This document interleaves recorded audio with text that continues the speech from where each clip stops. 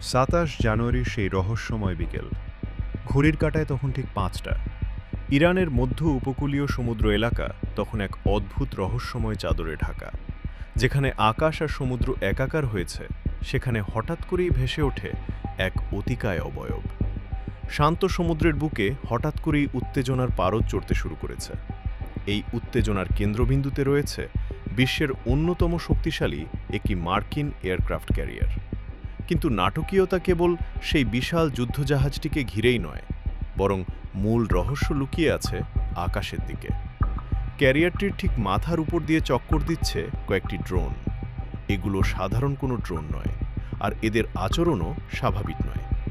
অবাক করা বিষয় হলো, এই ড্রোনগুলো নিচে থাকা বিশাল যুদ্ধজাহাজটির খুব বেশি কাছাকাছিও আসছে না, আবার জাহাজ থেকেও সেগুলোকে থামানোর কোনো দৃশ্যমান চেষ্টা করা হচ্ছে না। এক অদ্ভুত অচলাবস্থা, এক ধীর গতিসম্পন্ন স্নায়ু যুদ্ধ চলছে মাঝ সমুদ্রে। এই শ্বাসরুদ্ধকর পরিস্থিতির সূত্রপাত হয়েছিল ঠিক ৮ ঘন্টা আগে। বিশ্ব অর্থনীতির ধমনী বলা হয় যে হরমোজ প্রণালীকে।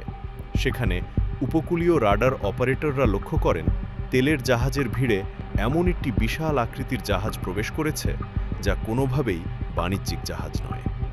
রাডারের সংকেত বিশ্লেষণ করে নিশ্চিত হওয়া যায় এটি একটি বিশাল এয়ারক্রাফট ক্যারিয়ার গ্রুপ। এটি নিঃসঙ্গ নয়, বরং তার চারপাশে ঘিরে রয়েছে অসংখ্য ডেস্ট্রয়ার এবং সাবমেরিন। ইরানের সামরিক বিশ্লেষকরা মুহূর্তের মধ্যেই পরিস্থিতির গভীরতা আঁচ করতে পারেন। তারা বুঝে যান এই বিশাল বহরের উপস্থিতি কোনো যান্ত্রিক ত্রুটির ফল নয়, এটি একটি সুপরিকল্পিত উপস্থিতি, যার প্রতিটি ছক কষা হয়েছে অনেক আগে থেকেই। হরমোজ প্রণালীর মতো সংবেদনশীল এলাকায় এমন শক্তি প্রদর্শন করা মানেই ইরানকে একটি সরাসরি এবং কঠোর বার্তা দেওয়া। কিন্তু তেহরানের রাডার কন্ট্রোল রুমে তখন পিনপতন নীরবতা।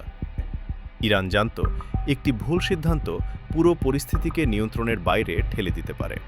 তাই তারা বেছে নেয় এক ভিন্ন কৌশল। তাদের প্রথম ধাপটি ছিল অত্যন্ত কৌশলী। কোনো মিসাইল না ছুড়ে তারা আকাশে পাঠালো একদল নিঃশব্দ নজরদারি ড্রোন। ড্রোনগুলো যখন ক্যারিয়ার গ্রুপের কাছাকাছি পৌঁছালো, তখন শুরু হলো এক নতুন মনস্তাত্ত্বিক খেলা। এরা নীরবে জাহাজটির চারপাশে চক্কর দিতে শুরু করলো। ঠিক এই সময়েই ইরানের বেস কমান্ড থেকে এক অভাবনীয় ঘোষণা আসে। আকাশে ওড়ানো হবে ৭০০টি ড্রোন। আধুনিক যুদ্ধবিদ্যার ভাষায় একে বলা হয় শার্ম অ্যাটাক। আপনি একটি বা দুটি ড্রোনকে গুলি করে নামাতে পারেন, কিন্তু যখন আকাশ কালো করে ৭০০টি ড্রোন ঝাঁকে ঝাঁকে ধেয়ে আসবে, তখন বিশ্বের সেরা ডিফেন্স সিস্টেমও হিমশিম খাবে।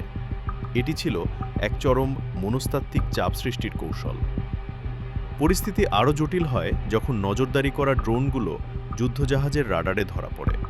সংকেত পাওয়ার সাথে সাথেই ক্যারিয়ার থেকে একটি যুদ্ধবিমান গর্জন করে করে আকাশে ডানা মেলে। উদ্দেশ্য পরিষ্কার, ড্রোনগুলো ধ্বংস করা বা ভয় দেখানো। কিন্তু ড্রোনগুলো যেন আগে থেকেই জানত এমনটি হবে। যুদ্ধবিমানটি ধেয়ে আসার আগেই ড্রোনগুলো কয়েক কিলোমিটার উপরে উঠে মেঘের আড়ালে হারিয়ে যায়। সমুদ্রে ভাসমান সেই বিশাল এয়ারক্রাফট ক্যারিয়ারের কমন সেন্টারে তখন অস্বস্তি বাড়ছে। কারণ তারা এখন যেখানে অবস্থান করছে, সেটি প্রকৃতির তৈরি এক ফাঁদ। হরমোজ প্রণালী অত্যন্ত সংকীর্ণ একটি জলপথ।